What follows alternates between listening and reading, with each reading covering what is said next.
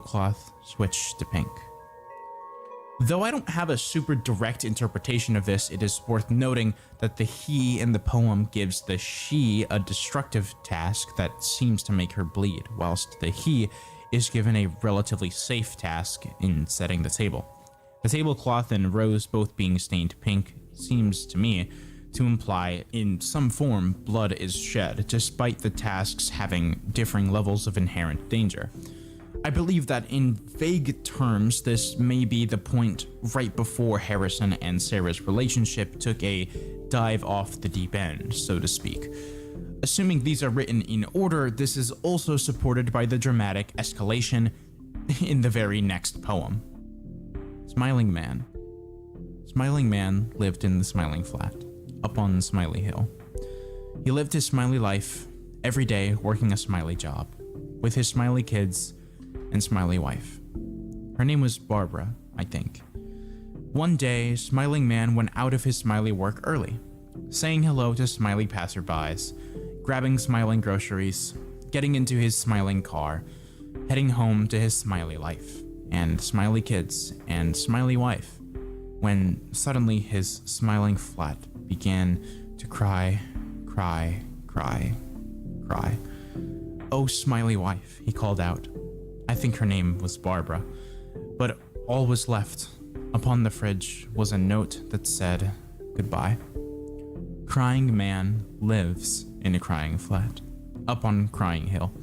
He lived his smiley life. Her name was Barbara, if I remember correctly. Okay, so this one has a lot to unpack. I believe this poem may represent the happy life that Harrison had or wanted to have with Sarah before everything went wrong. Earlier in the birthday minigame video, there is a photo of a lady in a dress and a man in a suit that appears twice. Now, in case it wasn't overwhelmingly obvious enough, this is Sarah and Harry, the other human male character that we've seen in the series so far. Her hairstyle is the same, she's wearing a green dress, and his hairstyle is the same, and we see this image during our confrontation with Woodsy towards the end of the video. We know at this point that Woodsy is a representation of Sarah. It's also very important to pay close attention to the wording in the poem. Smiling Man lived his smiley life, and Crying Man lives in a crying flat. It seems like Harrison was a very emotional and perhaps unstable individual, though it is a bit understandable at the very least to be upset about a breakup. The next poem, however, devolves into the realm of deranged ramblings. The way we love.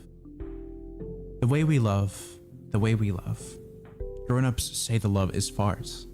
Grown-ups say we don't know because we are young. Grown-ups warn us of the danger. Grown-ups try and tell us we don't know forever. Love is the way we hold each other. Love is the happy apples we eat. Love is the candy clouds, the green grass, the sweet dew of morning, the empty room, the curls, the hair in the sink, the way you talk to me, the way you tell me what's wrong with me, the way you talk to me, the way you don't talk to me, the way you talk behind my back, the way you lie to me, the way you never listen to me, the way you encourage me, the way you yell at me, the hair in the sick, the what we tell ourselves it's going to be okay, the way you spend money on me, the way you make me, the way you make me feel, the way you make me feel, the way I remember feeling, the way you make me feel. The way you talk to me, the way your lips curl when you smile at me, the way you call me bad names, the way you call me weak, the way you lie to me, the way you carve into me, the way you walk with me, the way you make me smile, the way that grown-ups don't understand, the way that love is the way that you talk to me, the way we love, the way you make me feel inside. I want the inside to be my outside. I want to feel love. Love is the way you feel. All right, well, that was pretty dramatic. this poem isn't all too difficult to figure out. So Harrison is clearly distraught over either his breakup with Sarah or the fact that he is about to break up with Sarah, or that he can see it happening in the near future. And I think a lot of this poem may also be about things that happened a long time ago. Because of the word grown-ups being used, it seems to be implying that at least some, or maybe even all of the poem was written when they were younger, and it simply parallels events that are happening later in his life, but obviously we don't really know. The poem could have easily been written with Harrison in a headspace reminiscing about when they were younger as well, so we really don't know. The final poem feels like it de-escalates quite a bit compared to the previous two. Farm kitties.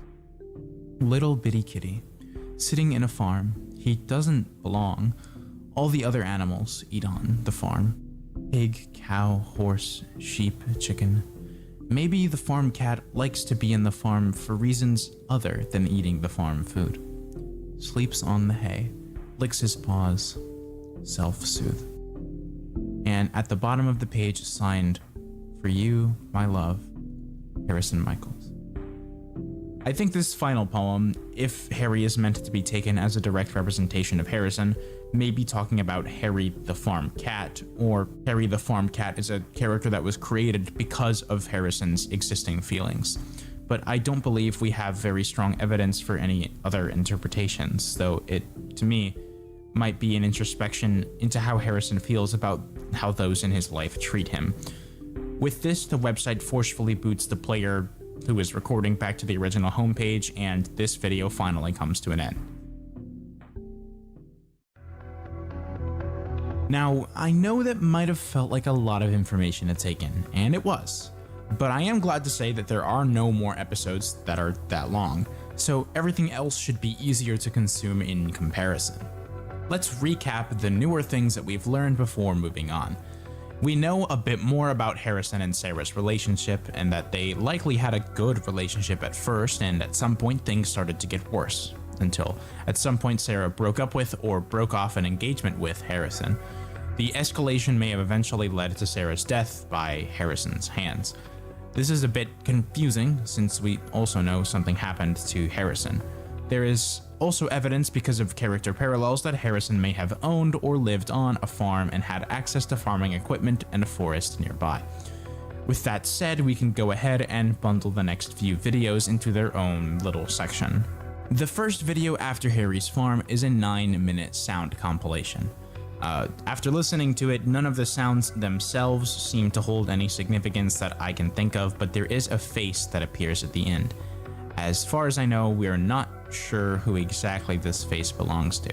The next 4 videos consist of 2 songs, a sound effect, and a 38-second video of someone manhandling the hell out of a Chester plush.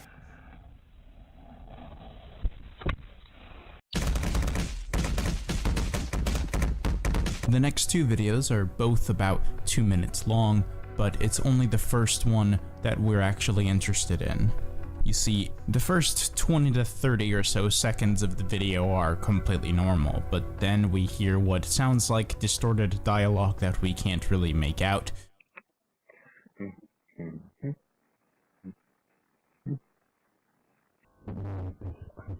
So this should be pretty obvious, but this is speech, and it sounds kind of like Harrison speaking angrily, but I don't hear a second person.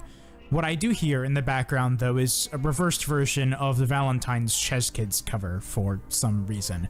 And at the end of the video, we get to see a photo of Harrison and Sarah together. And the interesting thing here is that we have seen green and red silhouettes before. This was foreshadowed episodes before this. The next video is a 16-minute audio segment that seems to have been sent in through email by a third party. This video has yet to be solved, which is assuming it actually has a deeper meaning.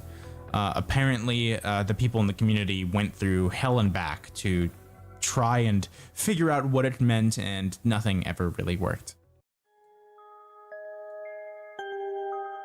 The next video is a Christmas special that seems to have been made for the Christmas season of 2004. For most of the video, it's an innocent cover of Holly Jolly Christmas by Chester's voice actor. However, at about the 2-minute mark, So close home where you can't be. Somebody waits for you. Kiss her once for me. Have a holly jolly Christmas and the taste you didn't hear. we see Sarah's messed up face in shocking detail considering most of the series lacking quality, and I don't think I'm gonna be showing it here because that's just asking for YouTube to give me some consequences, and it's a little fucked up.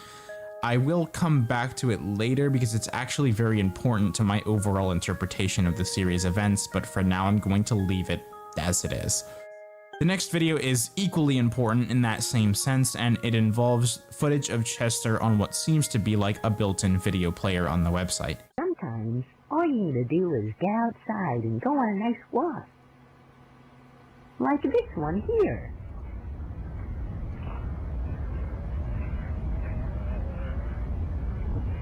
The forest seems almost like the forest that we've seen at night before several times. The person recording shows signs of audible frustration, and Chester has some very interesting lines in this video too. You hear those sounds?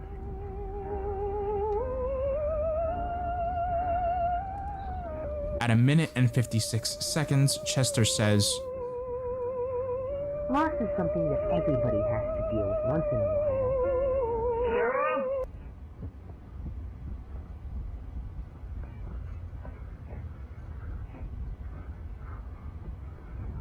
The most we can do. So after that line, we know this is definitely Harrison calling out for Sarah, but why in the woods? Well, we'll have to put a pin on that information too. There's 2 more minor videos after this, that being a 40-second song with no significance and a 9-second mailbox animation, also seemingly with no significance. With that, we can finally move on to the final 2 public videos on the ChezKids Archive channel so far, and those are the Halloween gameplay and the Easter special. The Halloween minigame begins with all of the main ChezKids characters dressed up in costumes on Halloween night. Since they can't decide what they want to do, they leave it up to the player to decide what activity they're going to perform. For some reason, the player is allowed to click on the gravestones in the background to travel to an unmarked one. After that, it takes until about halfway through the video for the player to actually initiate an activity, and they get transported into a hallway.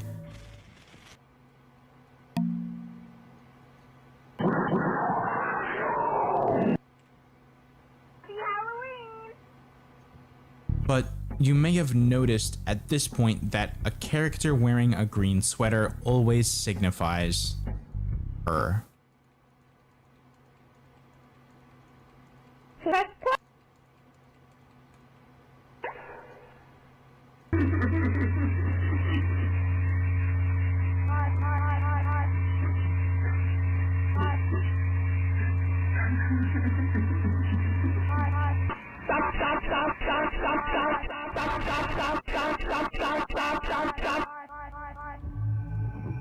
So, what the hell did we just witness?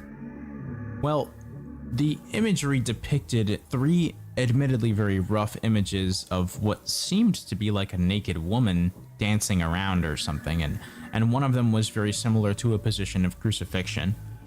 Considering Woodsy is shown multiple times before and during the sequence, it can be assumed that this most likely has something to do with Sarah, and her goodbye forever message can be a reference to her initial breakup with Harrison, or the fact that she's, you know, dead. The last public video we have so far seems to be this Easter special, though it's officially labeled as Chester Easter Egg Tossing Animation. It also includes a song that seems to talk about the story of the Christian Bible, how God created the earth and life and sent his son to earth to die for our sins and his subsequent resurrection. So the God he sent his very own son, his only son, and he said... Though most of the lyrics are actually pretty vague. This is yet another reference to Jesus within the series. Also, this song is real as well. It's A Little Story by Daniel Johnston, a random song that came out in like 1980. There was this big guy, and he had a great idea. I don't even think this one is a cover. It sounds just pitched and distorted. Now, although this seems to be it for the videos, there are actually various unlisted videos, some of which were found through various clues, and others that used to be public in the past, but for whatever reason no longer are. The first of these unlisted videos is a minute long, and it's called Happy Birthday. It depicts a room with a cake in it, and then this happens. Happy birthday! And the video ends after Sarah's picture is shown. The next one is Sticking Your Nose, which shows art of Chester shushing the player with text that reads, "You found a secret surprise." But when the player clicks on the red button, the background disappears, and eventually so does Chester, until only this dark image remains. After that, we have possibly the funniest video in the entire series, which is Top 10 Excerpt, a video styled like a Chills Top 10 video. Yeah, the Burger King foot lettuce guy. Exploit was brought to me by a user who wishes to remain anonymous. ChezKids.com, or Chez.com, was an early 2000s web game on the internet filled with colorful characters, lots of fun games, and tons of experiences for kids and adults alike. What happened to Chez Kids, and why is it so mysterious today? Now, the hardest part of tracking down lost media, especially that we recognized when we were kids, is kids' ability to fabricate things from false memories and nostalgia. What do you think? All my viewers, leave your thoughts in the comments below. I would love to read them about this sort of topic, which I haven't seen much publication of.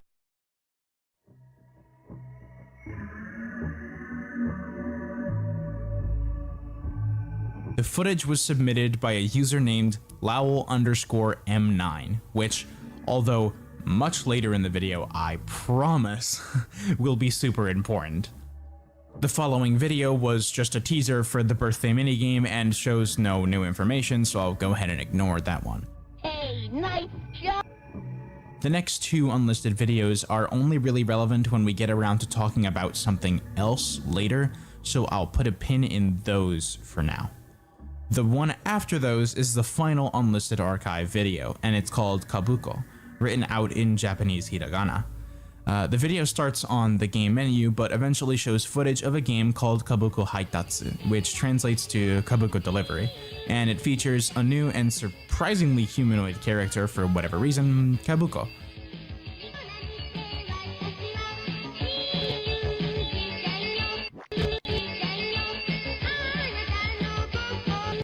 Yes, that was Sarah's messed up face again.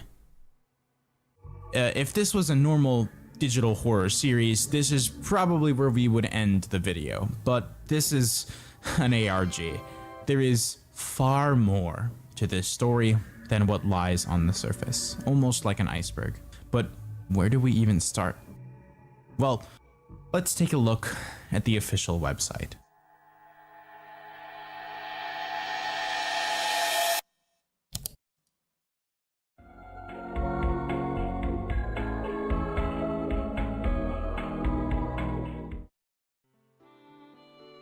Welcome to the Chez Kids Archive website. This is the website homepage. I'll go ahead and go through all of the immediately available links on this homepage to start us off on this journey. The first link leads to a video that we've already seen, and these two YouTube channel links lead to the original Chez Kids and this. But I'm getting ahead of myself. I'm not going to talk about that channel right now. We're going to talk about that later. The next link is an email Q&A, which gives away a few more key details.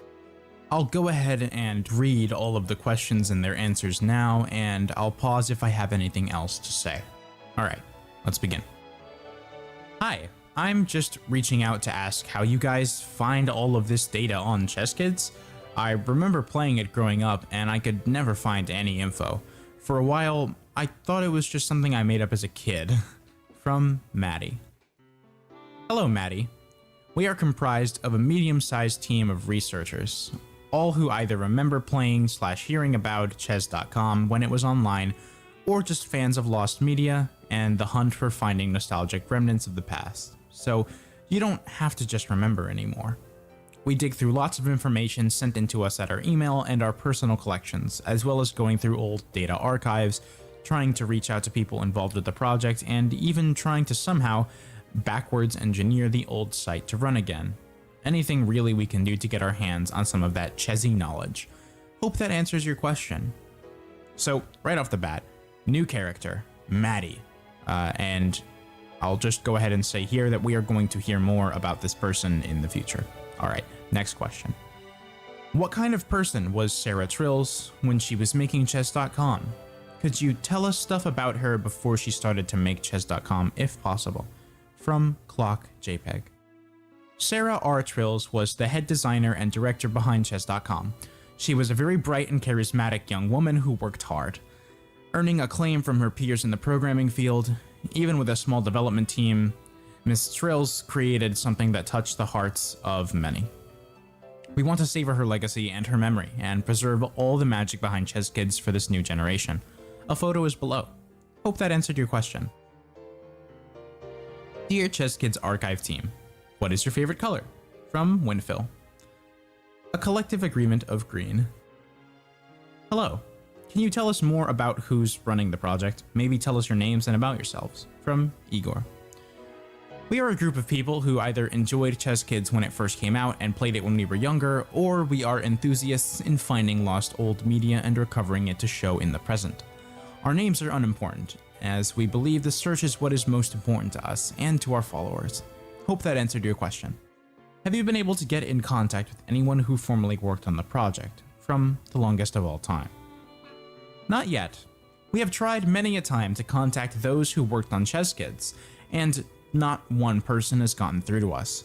But that won't stop us. We are getting new leads every day, so hopefully here, sooner or later, we can get a statement from those related to the project. Hope that answered your question.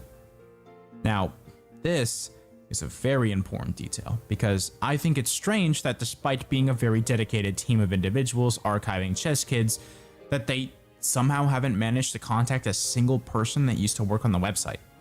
It's not like the website was anything to be ashamed of, and as we'll learn from later details, I don't think this archival is taking place too long after the website actually existed anyways, but we'll get back to these points later on.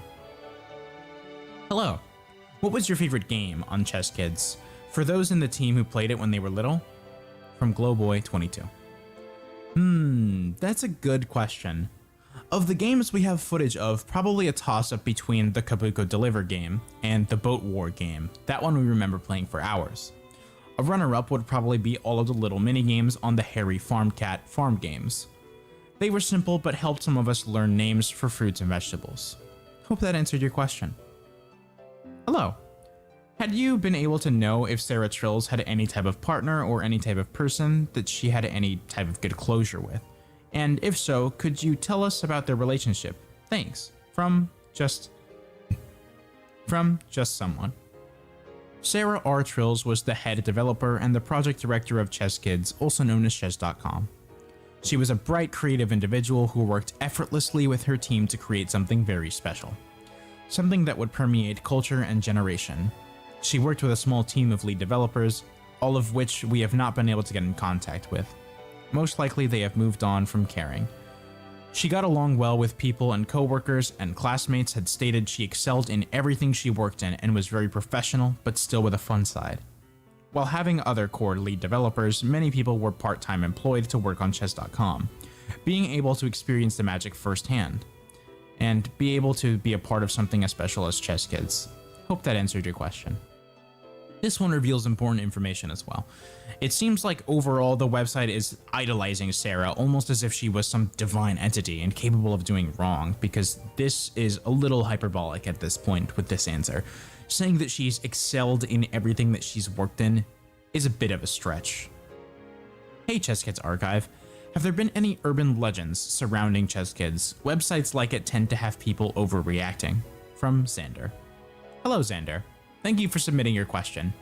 Chess.com, being a piece of lost media, can for sure make some people draw wild, crazy conclusions about the project and the people behind it, which, trust me, we have heard the blunt of these things. Our team is more interested in getting real factual material from chesskids/chess.com rather than listening to people fear-monger and spread false lies about our operation and the website we are looking into. Urban legends and theories are just part of the World Wide Web, so we usually don't take anything that sounds too crazy too seriously. But if anyone has any leads or real pieces of evidence, especially relaying sources to get into contact with the development team of chess.com, please email us at chesskids@gmail.com. Thanks. And that's the end of the Q&A page. Returning to the homepage, we see a bit of a summary of what the website is to anyone that may be stumbling upon it accidentally. What is this, anyway? Chess Kids, also known as chess.com, was an entertaining educational website created in 2000. A fun game for people who like to play and have fun. The website was full of games, music, activities, videos, and even more. Created by a team of young aspiring developers that since 2004 has been considered lost media. A team so dedicated that they put their blood, sweat, and tears into it. Full heart and hard work, only to have it fade into obscurity. So, we have started a community outpour to help find this classic website from our youth, so it will be more than just the memories. On our YouTube, we upload video content, either from our archives or audience submissions. Real ones only, we don't want to spread misinformation. Our Instagram and Twitter host both community conversation as well as further submissions and graphics/audio relating to chess.com. So please, stay a while, kick back, grab a pop, and enjoy what we have found for you. P.S. We try and update our website and other platforms as frequently as possible, so always check back to see if we have more to show you all.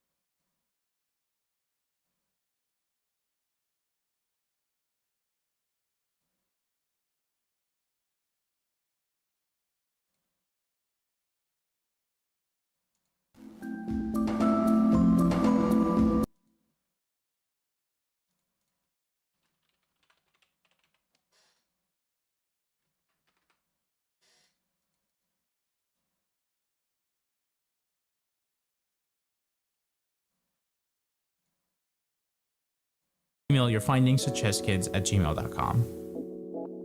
If we go down further, we find this door, which also leads to an unlisted video on the channel that we're not going to talk about yet. Then we have more text. Our mission. Our goal is to bring this piece of nostalgia from our memories back to the limelight, in even the smallest way.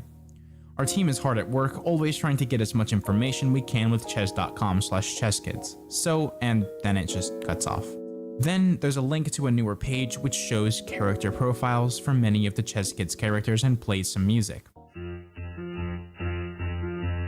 There isn't much here in the realm of relevant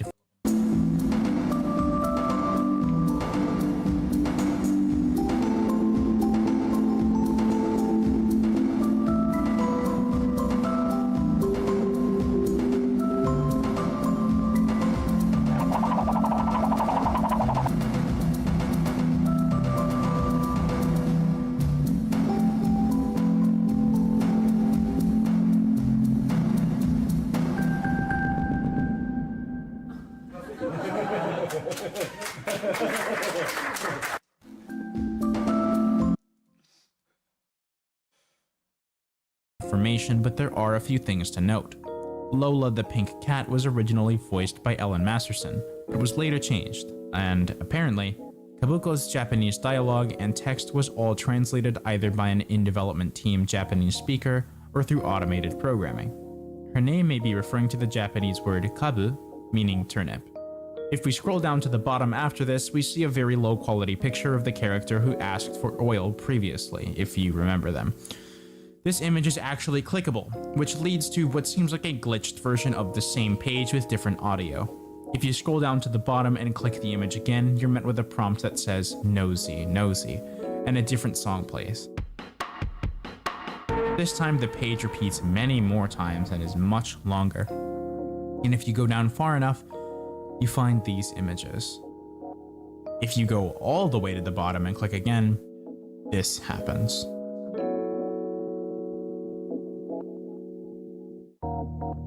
It is difficult to spot, but if you focus, you can see there is text that blends with the background here. Upon opening the HTML source code for the website, the text can be easily read. Where did you go? Please stop lying to me. And the requested page was not found. Repeating over and over again, and at the bottom, an image titled "The Way You Made Me.jpg." And if we take a look at the alt text in the HTML, this is actually a reference to the words, "The way you made me say sorry." This looks like a picture of Harrison. This ends the rabbit hole from this specific spot, and we can check out the two important links left on the homepage. New Findings just leads to a video we've already seen, but the photo of the barn is a clickable link that leads to a page labeled "A Conversation." And the URL says Memories. A song is playing. The background looks like a shooting star and the night sky in an open field. And this page also has text. I'll go ahead and read the conversation out loud. 11:08.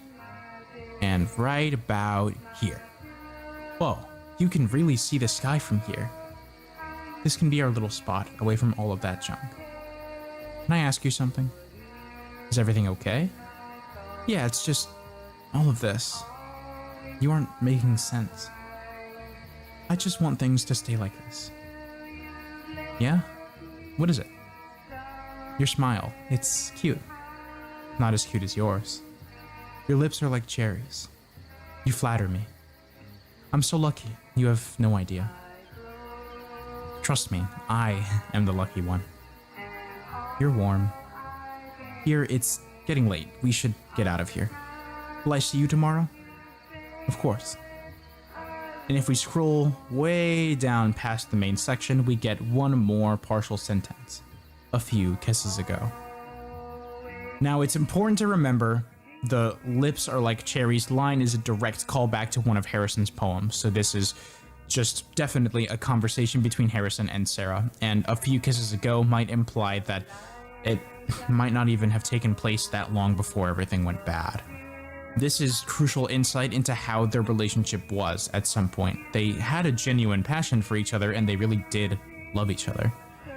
Now, I would like to immediately propose a setting for this conversation to have taken place in, but it's going to be a lot easier to convey when we have the evidence from the next page that I want to talk about.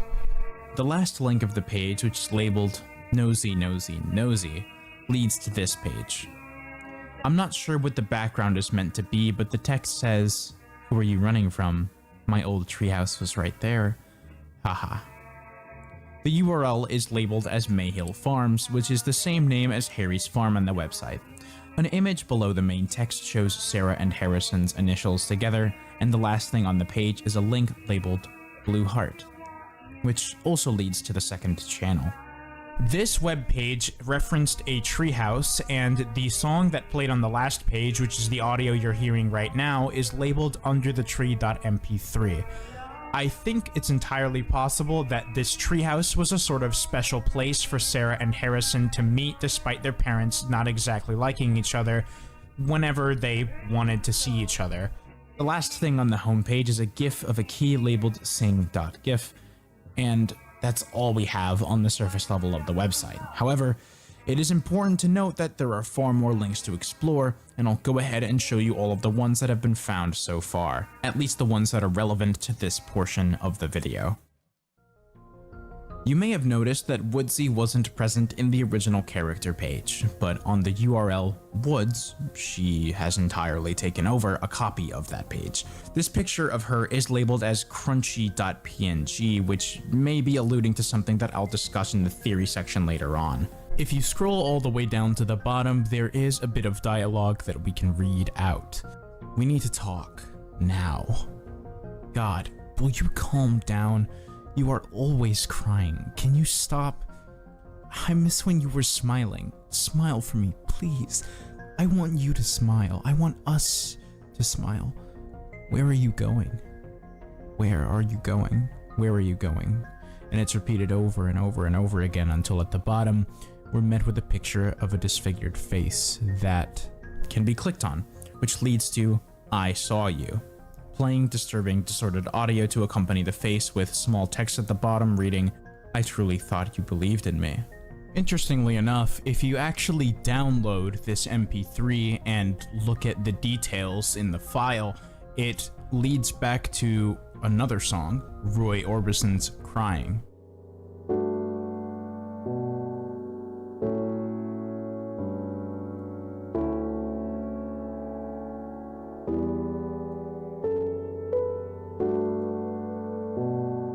The song that played on the original /Woods page was actually a distorted version of this song, so it makes sense.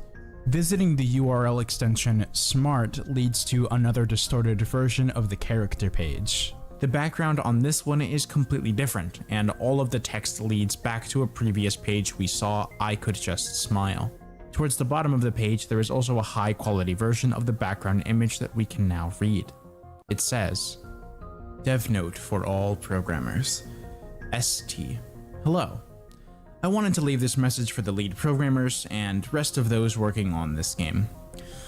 As much as we appreciate the work you are doing, please think about trying a little harder. We are trying to make a serious project here that will stand the tests of time, and the product that me and the other supervisors have seen is lackluster at best. To say it bluntly, pull your shit together. Chiz.com needs your help, and if you aren't willing to put in that effort and make something groundbreaking, leave your resignation notice on my desk. We are a team, but everyone must pull their weight. That means all of you. Feedback is less positive than projected. If the glaring issues, i.e. unfinished minigames, errors in loading, glitched assets, audio errors, etc. are not dealt with, major consequences will follow. Possibly a pay decrease and or termination. We are a family. Chiz.com needs you, so please do your very best. If not for me, then for the millions of people who will love what we create. ST. Remove texture when done reading. If we were to actually click on the image itself, whose file is named placeholder.png, we are led to this familiar page, but instead using the URL hello, hello, hi, happy. It is worth noting that if you enter a URL that isn't actually available, it will always default to this exact page, which is likely why The requested page was not found is a repeated phrase in the text in the background. The URL uh-oh leads to a page that contains the really messed up picture of Sarah's face that I'm not going to show again, albeit in slightly worse quality, with 3 lines of text saying uh-oh followed by a really big uh-oh covering most of the screen. There's also audio to accompany this page, which is just 5 seconds of rather loud white noise.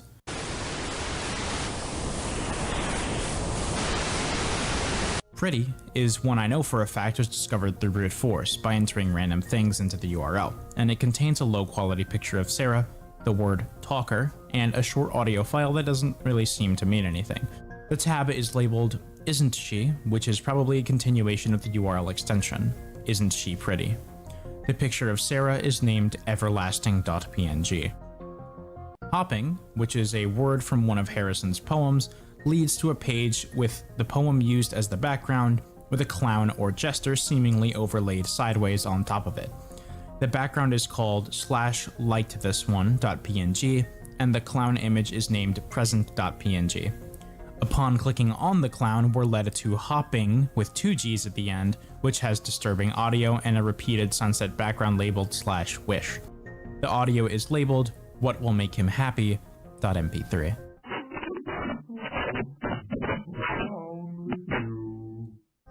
Now, before we go any deeper into the website, I do need to finally go back to that second channel. It can't be stated how crucial this second channel's context is for our understanding going forward, and I'll also be discussing the various ciphers and clues that were solved through various social media and other locations that gave us even more hints. Let's go ahead and begin our analysis of the second channel, Alhenna Hydroarthrosis Veranda.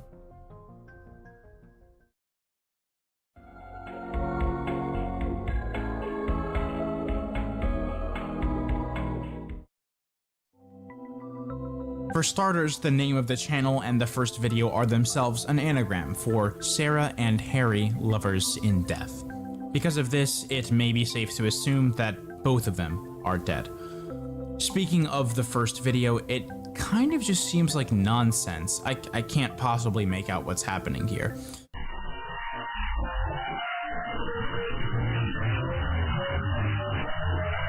The third video is about 30 seconds long and is titled No Cheating. There's 2 fun details that we can note here. First of all, the no cheating in the title is a callback to the background image from the missing URL pages on the website, which have the same name, and the thumbnail is a callback to the red Gerber daisy flowers that Harry has on his farm. The background is very low quality, but it seems like it could easily be some kind of gore that I can't really make out. The comments seem to think so, at least. The text on the screen reads Ches Kids Tutorial, Akeshire Big Choice, and Embittered. Then the screen fades to the forest, the blue heart appears once again, which we haven't seen in a while, and the video ends. I'm not sure if this information is relevant in the slightest, but the audio in this is a slightly slowed down version of Yankee Doodle. I'll go ahead and play it.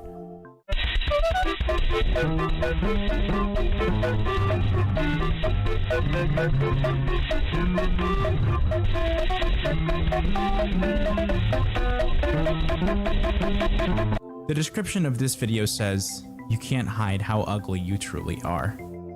The final video seems to be a clip of Harrison reading the Smiling Man poem and nothing more. Crying man lives in a crying flat upon a crying hill. He lived his smiley life. His name was Barbara, if I remember correctly. The visuals don't seem to convey anything too concrete, but I believe that hearing Harrison himself recite the poem was crucial in highlighting its importance. The description of this video says, "Actions speak louder than words." You may have noticed that I purposefully skipped the second video, but that's because I wanted to save that one for last, and this channel also has a handful of unlisted videos. Most of them were accessed through ciphers left behind in video descriptions and scrounged from various pieces in Twitter posts, Reddit posts, or community posts, among other hints. I'll now go through the unlisted Alhenna channel videos in release order. The first one is named 2003, and it's a really low quality still image of what looks like a severed head. Whether or not it's Sarah's or Harrison's or something else entirely is not something I really know. I don't really know what this video means, honestly, but the video's description reads, "This is where we planned on living," remember? The next one is, "Well, she was just 17," which then shows what we can assume to be Sarah's mangled and presumably naked body. The description even says, "If you know what I mean." No, what the fuck does that mean? Now, I know this looks and sounds pretty bad, and the community thought so too, because when this came out, they actually had to ask the creator, and they did receive a confirmation that SA, and especially child SA, is not an element of the ARG story at all, unlike some other pieces of media out there. In reality, the title and description were actually just another reference to a Beatles song. I Saw Her Standing There.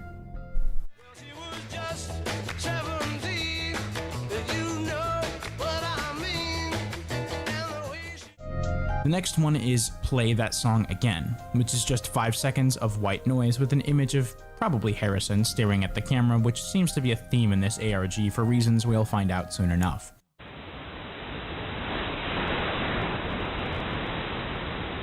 The description reads, "You know I love all the songs you wrote for me, Harrison," and has a coded link as well. The next is called Sticking Your Nose, which seems to have something to do with the nosy nosy line we heard before. It's short and has a disturbing image to go along with it, along with text that says "Happier Times," mirroring the description's happier-times.mp3. The next is called The Forest, and this one shows a bloodied and naked Sarah in more detail than I'm comfortable showing in this video, though obviously there's no nudity or anything like that. I'm not going to risk it. It is worth pointing out that at the very end of the video, "I Loved You" shows up on screen. The description is another anagram that comes out to Sarah and Harry lovers in death. The next is Don't Raise Your Voice, which shows an image of a woman crying blood along with a song called The Spaceship Song by Tiny Tim. If I could drive a spaceship, dear, I'd take you to the stars, and you... The description also says blood, sweat, and tears. The next one is titled Apple Tree, and is one of the longer videos. For most of the runtime, it's a still image of a road and a forest that I believe we've actually seen before, way back towards the beginning of the video. It seems to be Harrison quietly singing to himself, and he sounds rather disturbed or panicked.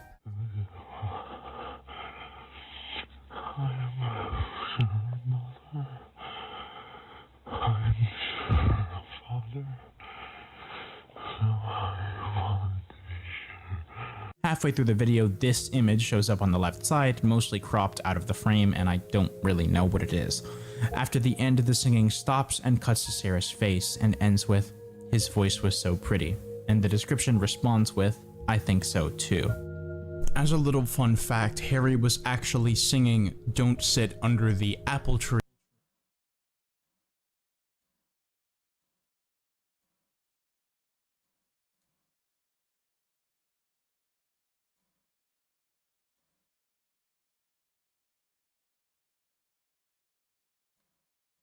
any meaningful application for the rest of the story as a whole, but it seems like Harry or Sarah or both were rather interested in older genres of music. The next is Crying Over You, which has an image and audio that I can't even describe to accompany it.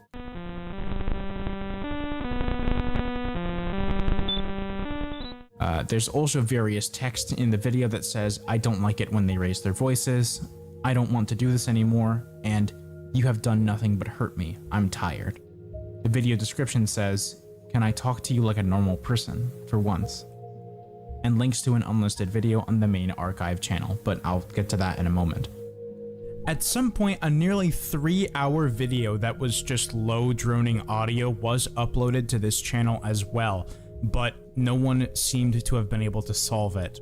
There is also another video here that shows the blue heart, and it seems to depict a conversation between this blue heart and the viewer, but unfortunately I can't really make out most of what it's saying, and with my current understanding of the series, I'm not sure what I can make out implies anyways.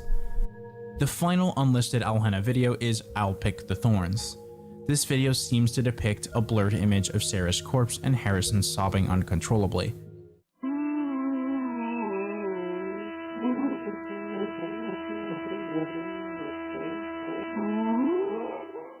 He doesn't seem to have meant what he did to her, and even if he did mean it, he regrets it tremendously, obviously.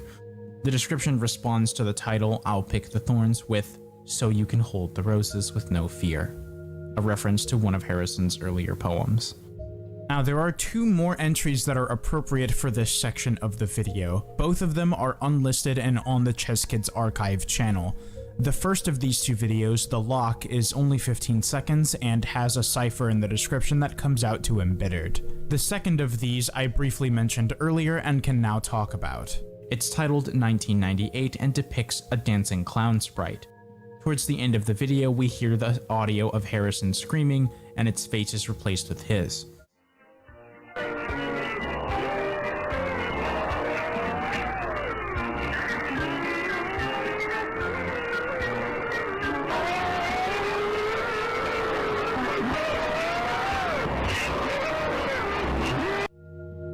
Aside from that fact, we know it's Harrison because the Chess Kids Twitter also showed Harrison's yearbook quote from 1998, the only other time this number, 1998, was mentioned. The description, when translated, reads, "Sarah Trills cannot be dead," using the cipher Harry the Hopping Clown.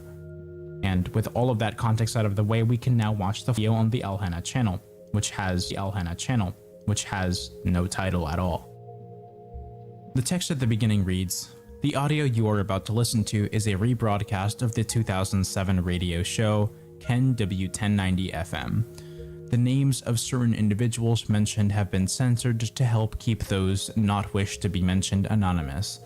The young man in this interview was unable to consent to this audio being played for you. He is unresponsive. This is for archival purposes only. Please respect those impacted, such as family and friends. This was recorded 3 years after the disappearance of local resident Sarah R. Trills."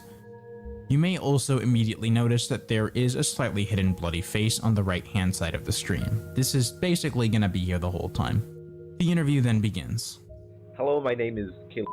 I worked on Chess.com, the project by Sarah Trills. I believe I joined the team in 2001. Sarah, she was a friend of my sister at the time, so I knew her then pretty well. Like, I'd see her around, and we've talked. Like, I knew who she was, and I knew about Harrison. My sister being friends with Sarah, of course, she would talk about him to a lot of other people. I know at the time I worked there, which was like 2 years, there's definitely a difference in what the media was saying about Sarah and her little project and what was really going down. Like, not what a lot of the articles looked like. It was a very different atmosphere from anywhere else I worked. I signed up for it and did a lot of the backgrounds for minigames and such, but the way that Sarah works the people under her was something that I had never seen before. If you signed up to be an artist, you'd end up also being a voice actor and a programmer and help with menial tasks around the workspace. Even some music I had to dip my toes into. Everyone was really hands-on with the project, whether they wanted to be or not. I was young, so I had no clue what any sort of malpractice would look like.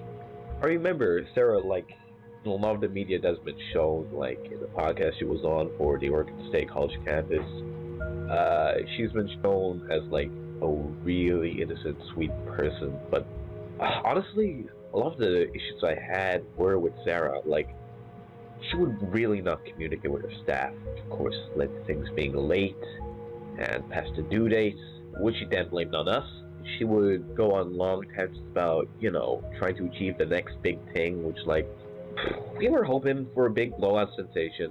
That mostly being because we got paid depending on the amount of traffic the website was getting and the progress that we made. Listen, I don't know where that ad got 2005 from, but I'm telling you, once the website disappeared, so did her. So yeah, it's... I know when the website first came out, it was a total mess, where, like, random links would send you to pages not found, or some site would bug out. And of course, our audience being, well, mainly children, people were sending complaints. Parents of kids playing, saying the material being shown wasn't anything helpful to a child, and criticizing the work of the team. And she's like, how dare you put something so unfinished and broken out for use to see, or something like that. And I mean, the rest of us, we didn't think much of it, but Sarah took it very personally. After the interview with OURB, it was only downhill from there. Where are they now? Man, I have no idea. I stayed in contact with a couple of people since I left in 2003, but those relationships fizzled out. I've been feeling this strange feeling ever since I left. It might be the medication I got on around the same time, but it's the feeling of being watched. It's horrible.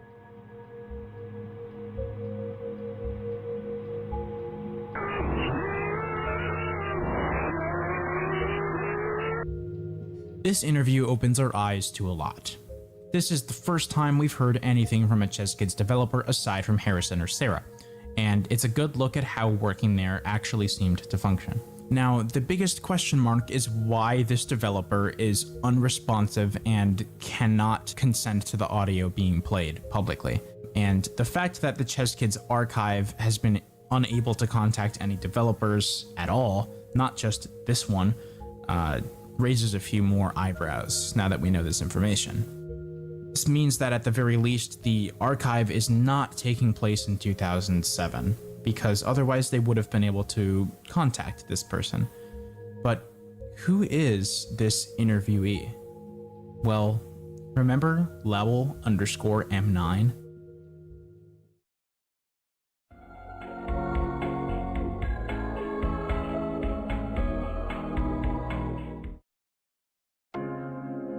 On September 10th, 2022, the Alhena Reddit account made an encrypted post. Upon solving the cipher, it led to a brand new ChessKids page, my blog. There's a lot to look at here. It's almost like a second homepage within the website. For starters, I'll go ahead and read all of the text and then start exploring the links. Hey, it looks like you found me. Welcome to my blog.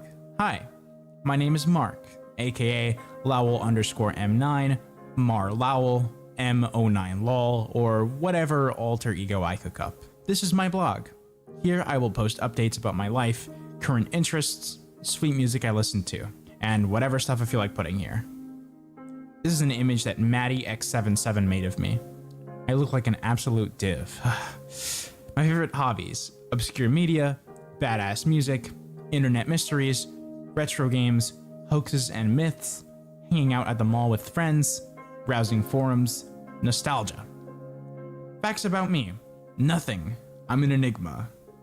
I go too high in... My favorite foods are a Reuben sandwich and Coke, or chips and salsa. I have a dog named Ruby. She is 4 years old. I am an aspiring screenwriter. Click the links to view my work. My favorite video games are Earthbound, Escape from Hell Towers, Newgrounds, Sonic R, and Jet Set Radio. Got my Dreamcast finally a year ago. I am a relatively friendly person. If you are cool, we can chat. My biggest fears are the ocean, being alone, and scopophobia, fear of being watched. Currently listening to Melancholy and the Infinite Sadness by the Smashing Pumpkins. Links: blog posts here. See my top music artists here. See my top movies here. See something crazy here. Something funny here. And something scary here. And finally, towards the bottom, Ostia Subjibwe, whatever the fuck this means. It's a cipher or anagram or whatever. We haven't solved it yet. Assuming it even means anything, it might just be the creator fucking with us. Who knows? Now, we've been introduced to a new character here, Mark, obviously. Not really a new character since we already knew him. And Maddie, if you remember from the Q&A before, Maddie actually sent in a question to the archive. And we've also know that Mark has other friends that are unnamed. We also learned an awful lot of personal information about this Mark individual, which means he's definitely also important, especially considering he was referenced a long time ago. The things that I think are most important to note here is that he's into obscure media, internet mysteries, hoaxes and myths, and nostalgia. Sounds like the perfect person to be running a lost media archive, no? Another thing that I think is worth noting is his phobia, scopophobia, the fear of being watched. This ties back into the consistent imagery of eyes facing towards the camera and like the nosy thing that we've seen time and time again throughout the ERG. It's feeling of being watched. It's horrible. The first link we can click on is Mark's portrait on the right side, which leads to the URL, what it says. It contains two images that I don't quite understand, but we can tell this person is Mark because of the mustache and he seems a little rattled. It is also worth mentioning that the top image is labeled goodbyeforever.png and the bottom nevermore.png. The first of which is a line we received from Woodsy, if you remember that. When we head down towards the links, there's 6 things that are available for us to explore. The first one, blog posts, just leads to the sound compilation video that we've already covered that didn't seem to have anything significant in it. Though it does make me slightly reevaluate and think that the person at the end of the video could actually be Mark.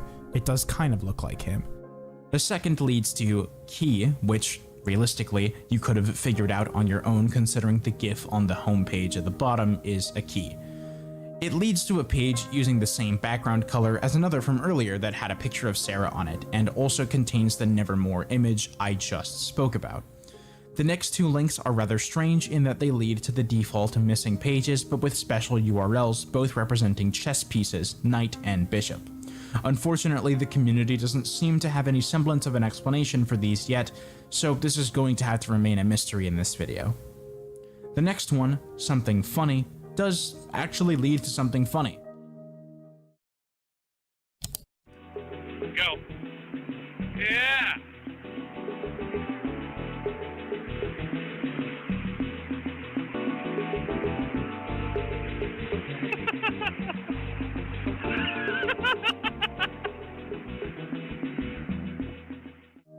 The last in this set, something scary, literally just leads to the homepage of the website.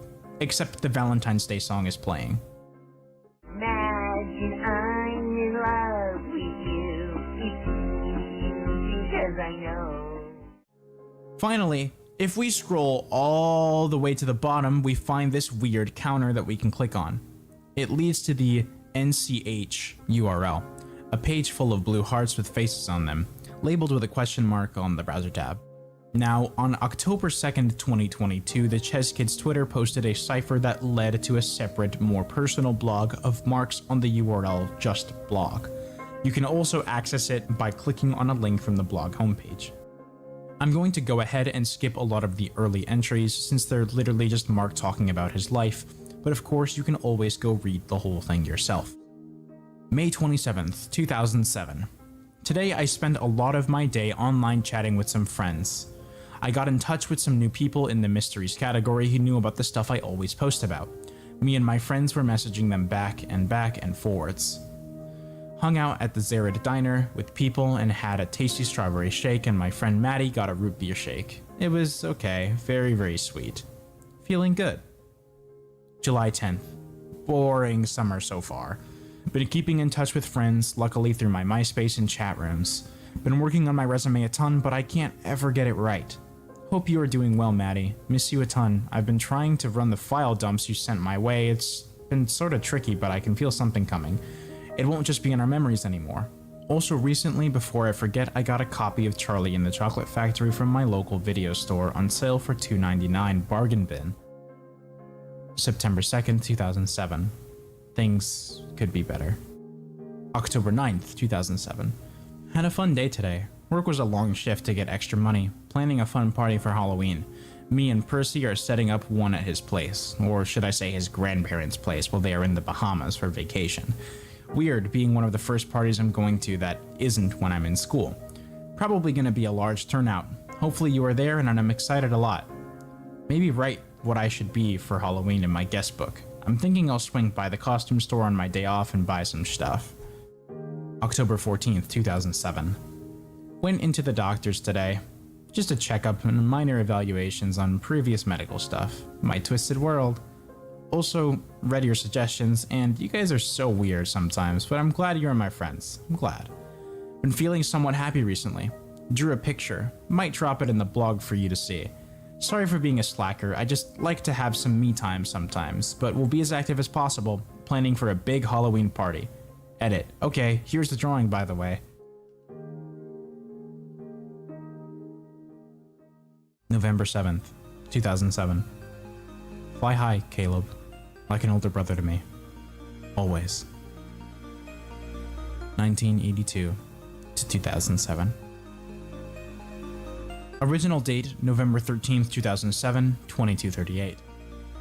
Does anyone else remember an old minigame from the cheskid.com where it was like a room where you could talk to what seemed like a chatbot? I have vivid memories of playing that game on my parents' computer late at night and just typing for hours. It actually helped me get better at using the keyboard in a funny way. Only thing I can remember is that it was like a face looking back at me from the computer, cartoony, not realistic. Anyone else have a similar memory? Or any info on it if this is real or something my young mind made up? Thanks. M9. November 16th, 2007. Been thinking about the time we spent together a lot recently. I miss you so much it's killing me from the inside. Life is so unfair. I've been so down lately, but I'm still working and working. Trust me, I'm working on this project. It's so big. I want to show you when you come to visit. I wonder if you miss me as much as I miss you. I hope so. Sorry, I must sound super weird and annoying. I hope you're having a blast away, and I am excited to see you again. November 22nd, 2007. Nameless herefor. December 8th, 2007. Okay, I need to clear these things up for a bit. Addressed to Flamus Dylan 440. Okay, I did not make the Ches.com site? Like, what the fuck? I'm just trying to share my stories about my memories, and I have Maddie to back me up. Her user is MaddieX77, so when you say I made it, it's really upsetting and makes me angry. That is why you post fake information and false screenshots to the chat, so haha. So whatever this is, just to let my friends know, I am not what this guy says. I'm trying to just figure all this out like everyone else. Anyways, besides that, happy holidays. I'm excited to see what I get for Christmas. Also, PPS. Flamus Dylan 440 is reading this. Fuck you. If you leave a message in my book, I will be so mad. And as of now, that's the final message in Mark's blog. Though it is worth noting that the bottom of the page says under construction always 3 times to really hammer it in. So what did we learn from Mark's blog as a whole? Well, seeing as his interests and attitude line up, it is overwhelmingly likely that Mark is the in-universe owner of the Ches Kids archive. There is also evidence to suggest that he may have a drug problem, as we can cite his self-portrait, doctor visits, general personality, and one of the photos of himself on his blog that's labeled psychedelic.png. Considering we have evidence for kids seeing strange things on the Ches.com site in multiple places, all I remember is that it was quite buggy. There was some game about a forest, and that it ran on Flash. The rest of the website was pretty buggy, and the page will freeze every time I try to click pay on one, while scratching I do played other. Also, whatever happens to Sarah? I think that all of the strange things we see are actually real in universe, but Mark simply shrugs it off as part of the psychedelics he takes, such as LSD. There's also the elephant in the room, Caleb. Caleb is the individual who was interviewed on the Elhenna channel, who we now know to be dead. Before I give away any of my other thoughts on this, I'm gonna stop myself since I do want to save this for the section where I put together a narrative and theorize. For now, I want to devote a final section to talking about miscellaneous bits and pieces of evidence before we move on to that final analysis. Now, the first thing that I haven't talked about yet, there's actually one more video that we haven't covered, and it's an unlisted or deleted live stream that happened on the Ches Kids Archive channel. The contents of the stream itself focus on the corn from before telling a joke that we never actually got to hear. Why did the bowler break up with her boyfriend? Because she took him for granite. Break up with her boyfriend. Break up with her boyfriend. Break up with her boyfriend. Break up with. The channel was also conveying a very interesting conversation in the chat through messages. Who is Sally? Do you have eyes? Educational fun. Her favorite. My eyes are like empty holes in my head. Mom? I can't see. It's your baby boy still. Can you call her and say I'm sorry? I didn't let her know I was okay. I'm a turtle in a shell. My memory is empty. How do I not remember? Digital recording 802109. I heard she was chopped up into little pieces. I heard he threw her in a fire and let her skin melt off. I heard they ate her like a Thanksgiving turkey. You are such a fucking idiot. Those rumors aren't real. Maybe it's real. You don't know. This is a real missing person. Be respectful. This user has left the conversation. So, do you think those rumors are true? Probably just some dumb jokes. I'm glad we're in this together. I'd probably get creeped out if I was alone. Now, it should be overwhelmingly obvious as to why I saved this for last. At least for the second half, we obviously have a minimum of 2 characters, probably 3 or 4, the prominent of those being Mark and the Alhana channel interacting with him. If you remember in the Q&A section when Mark said that they had seen a lot of weird urban legends or rumors surrounding Ches Kids, I think this forum conversation that we're seeing depicted here is exactly what he was referring to. Now, for the first half of this, I'm kind of lost. I feel like this is a plot beat that we haven't really explored very much yet. I think they still need to be explored in the series. There are 2 more pages that we know of so far. Choices shows a beautiful flower field background and text that says Blue Heart, which is something that we've been seeing over and over again. 747000 is formatted like Mark's blogs, and it reads, "My head is fucking pounding, pulsating. What did I do to myself this time?" Which is further evidence for Mark being a drug user. There's also an official Instagram, it seems, for Mark, as confirmed indirectly by the creator, though it currently has no posts. The bio on the account says Nevermore, which we've seen a few other times. I will be talking about the meaning of this word in the analysis, which I believe that we are finally ready for. So get ready for an answer to the question, what is Ches Kids Archive?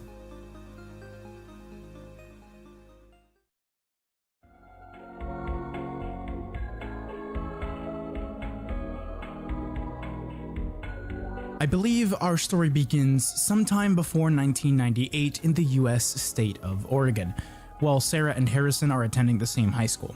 They do seem to have a treehouse that is referenced only a handful of times, but could be assumed to have been their special place. I believe that from the very beginning, Harrison was the type of person to be easily swayed and controlled by his emotions, which may have been because of a strict and slightly traumatic upbringing, as many people in the real world tend to have.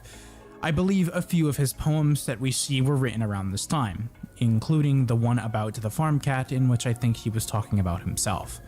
We know he also wrote music and sang as well, which I believe were all outlets for his emotional outbursts. We know this because Sarah seems to comment on it a few times. I believe that Harry may have lived on or was the heir to a farm, or a series of farms which were called Mayhill Farms. And I believe his parents may have disapproved of his relationship with Sarah, and Harrison, being the emotional person he was, lashed out towards his parents. Obviously, neither Sarah nor Harrison listened, and shortly after graduating, most likely in 98 or 99, they got together and planned to get married at some point in the near future. I think it's around this time that Sarah and Harrison rented an apartment together, which would make sense considering the Smiling Man poem. Somewhere around this time, Sarah gets the idea to create a website. The early 2000s was the pioneer era for Flash-based game websites, and Sarah could be one of the pioneers of this medium. They got together a group of individuals, at least 6 that we know of. Sarah Trills, Harrison Michaels, Ellen Masterson, and Caleb Masterson are the ones whose names we know now. We can assume Ellen and Caleb are siblings because Caleb says in his interview that his sister was friends with Sarah, and he already knew about Sarah and Harrison. At the beginning, everything went surprisingly well. Harrison and Sarah's relationship strengthened, and Harrison eventually apologized to his parents and properly introduced his fiancée to them. During the short 2 to 3 year period in which the website was open, a young Mark Lowell discovers the website and falls in love with it. I believe it to be entirely possible that Mark and Caleb knew each other before that happened, and that Caleb may have even been the one to introduce him to the website. We know from Mark's blog that he saw Caleb like an older brother, which means they had a deep and long-running relationship with each other. Somehow Mark was able to access a sort of chatbot minigame through the website. The website wasn't perfect though. It was being created by a team of amateurs after all, so it was bound to have some mistakes. Mark and many children like him started seeing some broken and sometimes even scary looking glitches and bugs on the website. Sarah was a perfectionist though. She didn't want it to be that way. She wanted to make something she was proud of, something groundbreaking. So Sarah, stressed and frustrated, vented her frustration at the rest of the dev team, sending out a dev note through a texture meant to be deleted after reading. She gushed about how the dev team was a family and that everyone needed to pull their own weight and have equal accountability. She essentially said that if you didn't have the same drive as she did, that you should resign or expect a dock and pay.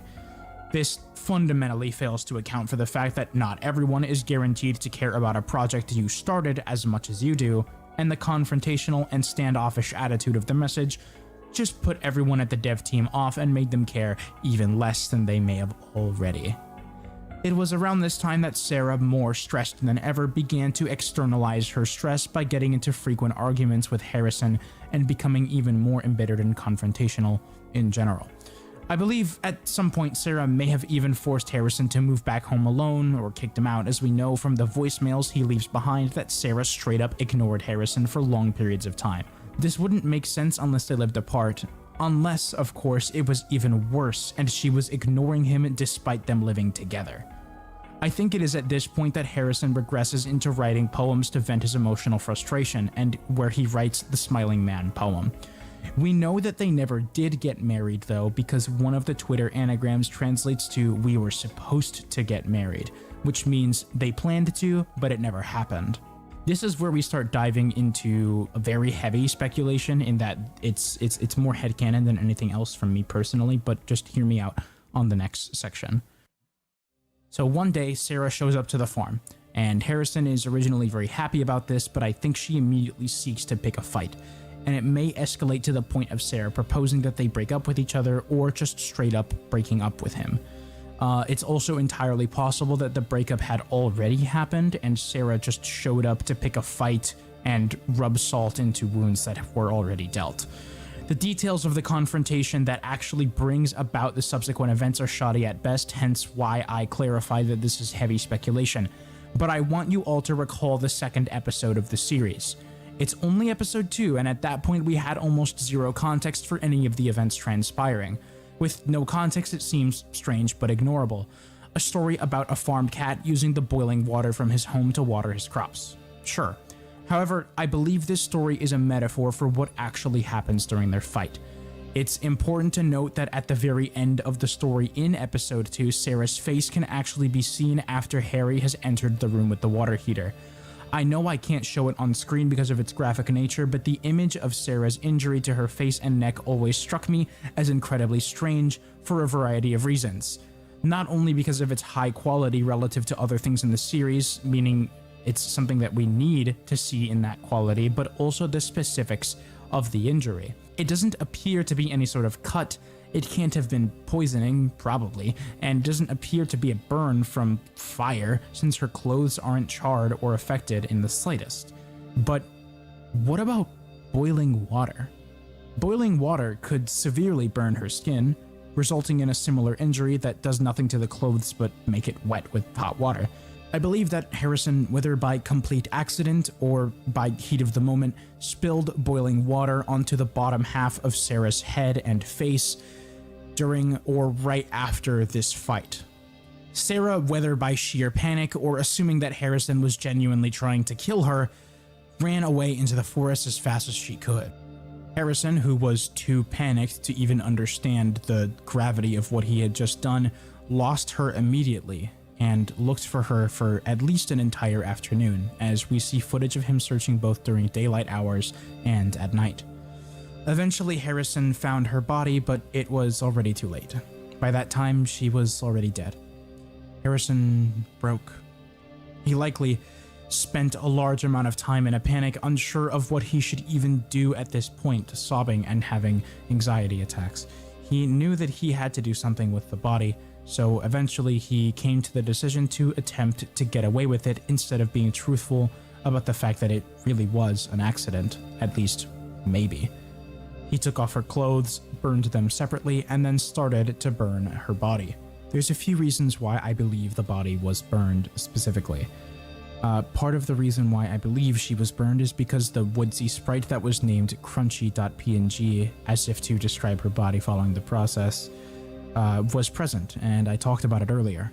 It's possible that Harrison also cut her body into smaller pieces in order to either burn them and spread the ashes separately or bring them to other places easier, as there are several instances in which we have seen some things to suggest that.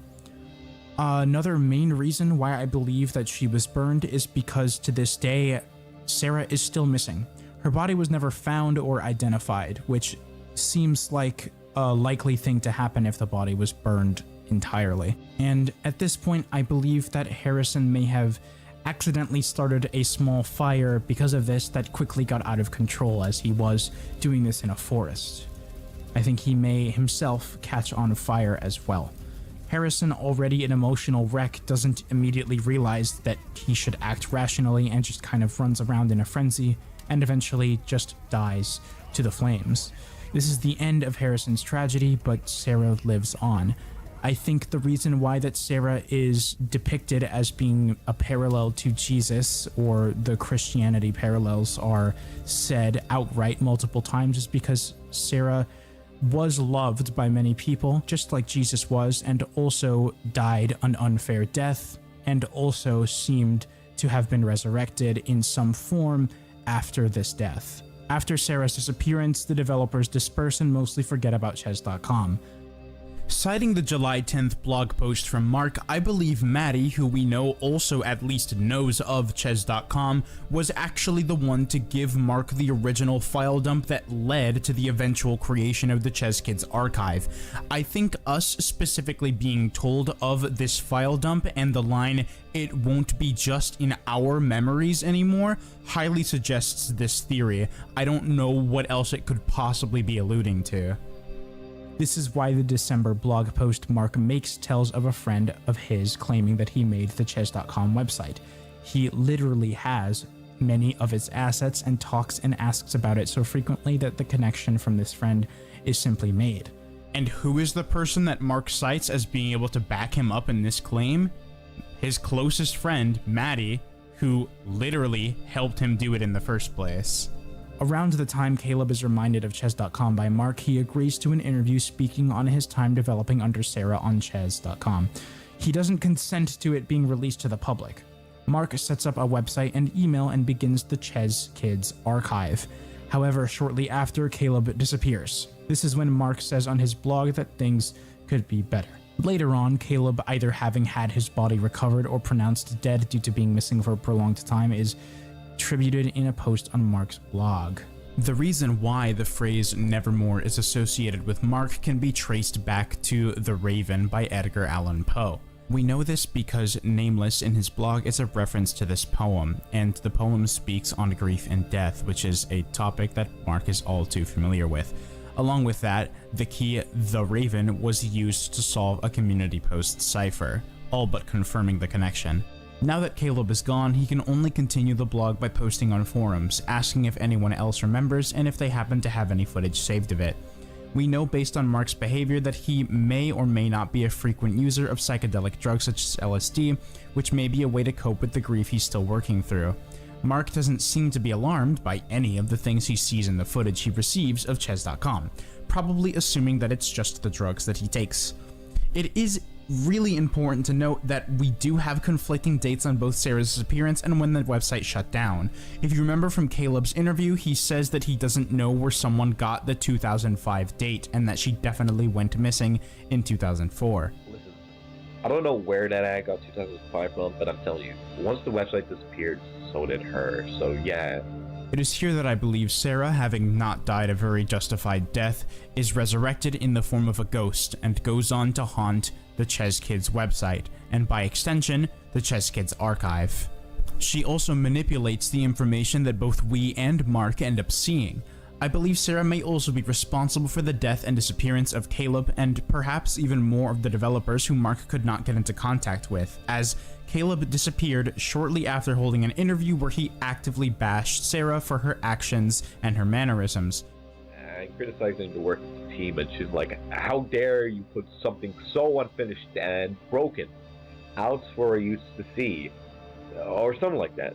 And I mean, the rest of us, we didn't think much of it, but Sarah took it very personally. After the interview with OURB, it was only downhill from there.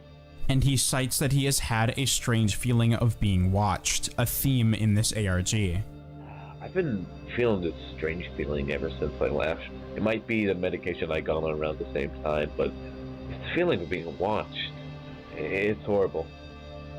This is where I believe the antagonistic entity of this series, the Alhena channel, comes in.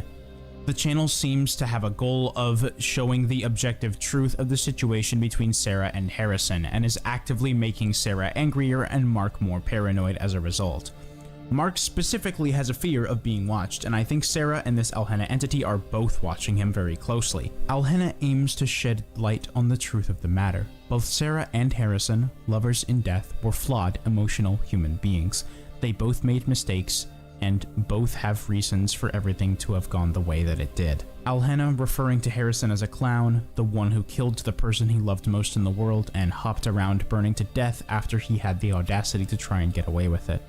It is also possible that Alhena as a group or entity could also be interfering with the archive website, as there is definitely information there that neither Sarah nor Mark would want to be there and for us to see, and Mark isn't exactly in a state of mind to be doing much about it.